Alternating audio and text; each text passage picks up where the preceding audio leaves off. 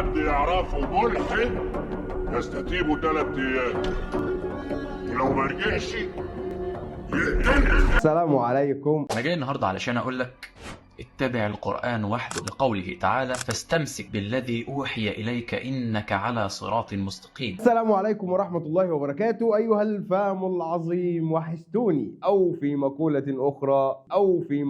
أخرى والله اشتقنا. فيديو جديد، ولو ما صليتش على الحبيب المصطفى فياريت تصلي على الحبيب المصطفى، ولو ما صليتش المغرب أو العشاء فياريت تقوم تصليهم، لأن مش محتاج أقول لك إن الصلاة أهم مني ومن الفيديو اللي بقدمه ومن اي حاجه انت ممكن تعملها تاني. ويلا ندخل في الموضوع على طول. موضوع حلقتنا النهارده عن الملحد، وكان فيديو تاني على تيك توك. وبمناسبه الالحاد فقنوات تحفيظ القران اللي كنا عاملينها، القناه بقى بتاعت الشباب، عاملين دوره اسمها دوره نور البيان. الاسبوع بالكامل في شغل، في تحفيظ قران، في تفسير قران، في عقيده. دوره نور البيان ميعادها كل يوم الساعه 10:30، وهيكون فيها بس اسبوعي للشيخ ان هو يجاوب على كل الاسئله بتاعتكم. من الاخر مجانا هتلاقي تحفيظ قران، دروس عقيده، تفسير قران. بص هتلاقي لينك قناه التليجرام في الديسكريبشن، ادخل وتوكل على الله. وبصراحه كل الشكر ليهم على المجهود الرائع اللي هم عاملينه، بجد اللهم بارك. ويلا بينا نبدا الفيديو. ابو الالحاد، بسم الله توكلنا على الله. اللي لسه ما عملش لايك يا جماعه يعمل لايك.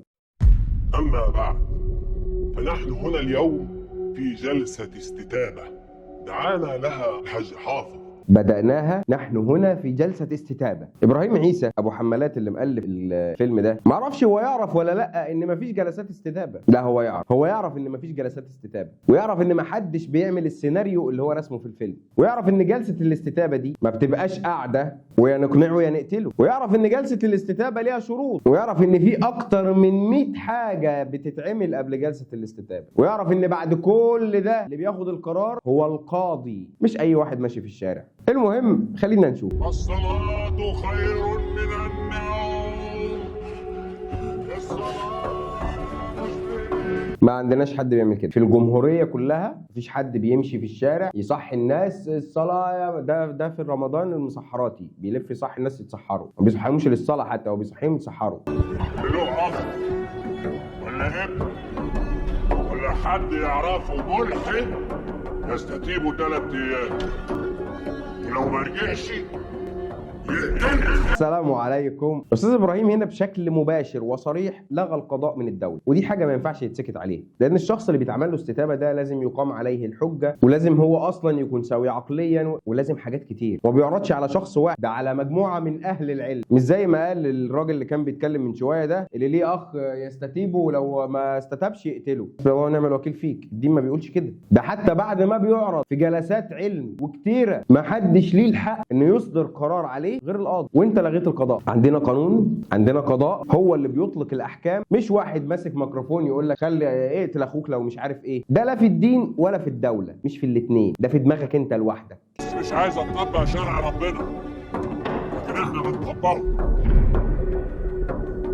هو هنا واخد 2 3 معاه وقال لك بس احنا هنطبق شرع ربنا. الدولة الإسلامية اللي بيقيم فيها الحدود هو الوالي وليس عامة الشعب. مش كل 2 3 اتجمعوا مع بعض يعملوا رباطيه يقول لك بس احنا هنقيم الحد. الفكره بقى ان هو بيتكلم ان ده بيحصل في مصر. طب بيحصل فين في مصر؟ ولا ده تشويه لمصر وتشويه لقضاء مصر وتشويه للدين في مصر وتشويه للمسلمين؟ انت بقى مين ما شوهتوش؟ ابوك عايز يعمل لك جلسه استتابه وعايز يقتلك.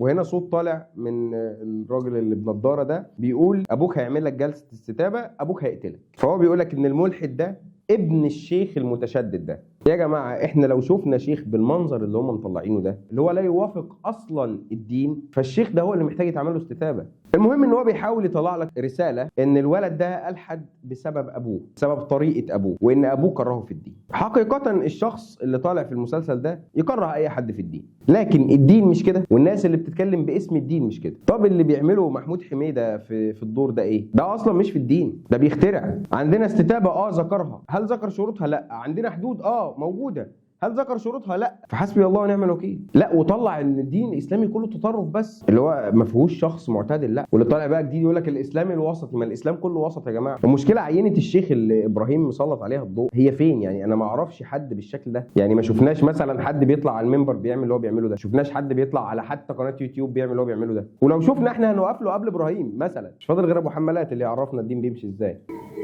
ايه حصل لك ايه؟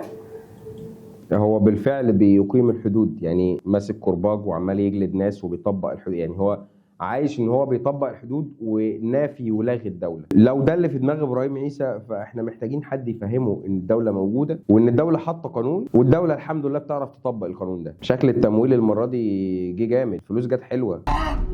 يعني الراجل لما بنته تخطي يقتلها وتبقى غريب الشرف، ولما ابنه يكفر ويرتعد يحضنه ويبوسه. هو بيقول له غالبا الولد طلع من جلسه الاستتابه يعني مش مقتنع، وده طبعا اب زي ده او شله زي اللي هو عاملهم دول مش ما يقنعوش اي حد، بل يكرهوا اصلا المسلمين في اسلامهم. فبيقول له انت هتقتله؟ قال له يعني اللي بنته تزني فيقتلها تبقى جريمه شرف، واللي ابنه يكفر ما يقتلوش واخده بالحضن. هو الفكره فعلا لو ابنك كفر انت المفروض تاخده بالحضن عشان تعرف ايه اللي وصله لده، ومفروض تطبطب عليه وتسايسه، ومفروض تنقل له الدين الصحيح مش الدين اللي انت اخترعته. المهم احنا مش هنعدل لابراهيم عيسى على الكاركتر، احنا بس عرضنا التتر بتاع المسلسل علشان نقول ان من التتر بس ابراهيم عيسى بيلغي القضاء والدوله قانون والمسلمين، ومطلع صوره عبثيه من دماغه عاملها فيلم. اللي بعده بسم الله. انا جاي النهارده علشان اقول لك اتبع القرآن وحده لقوله تعالى فاستمسك بالذي أوحي إليك إنك على صراط مستقيم وإنه لذكر لك ولقومك وسوف تسألون واسأل من أرسلنا من قبلك من رسلنا أجعلنا من دون الرحمن آلهة يعبدون فاستمسك بالذي أوحي إليك.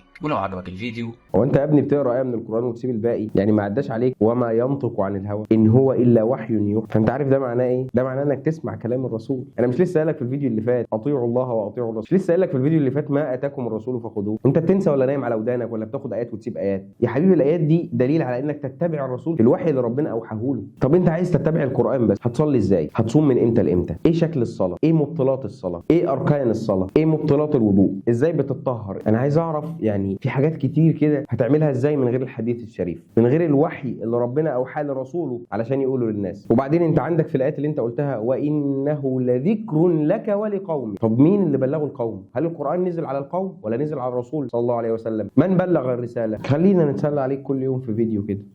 اللي بعده ظهور العشاء الأخير في الأولمبياد بهذا الشكل وسنوب دوج بطل الأفلام أكبر مسطول على ظهر الكوكب ماسك الشعلة. يا راجل ده احنا لآخر لحظة فكرناه ماسك جوان. بيقول لنا إن احنا داخلين على مرحلة فكرية من التاريخ هي بنت حرفيا حتى الشيطان يعجز عن تفسيرها. فكرة احترام سخرية من سيدنا عيسى عليه السلام لا نقبلها كمسلمين، ولا يجب أن يقبلها أي شخص تحت أي دين. فاحنا عايزين حركة، عايزين محاكمات، عايزين قضية.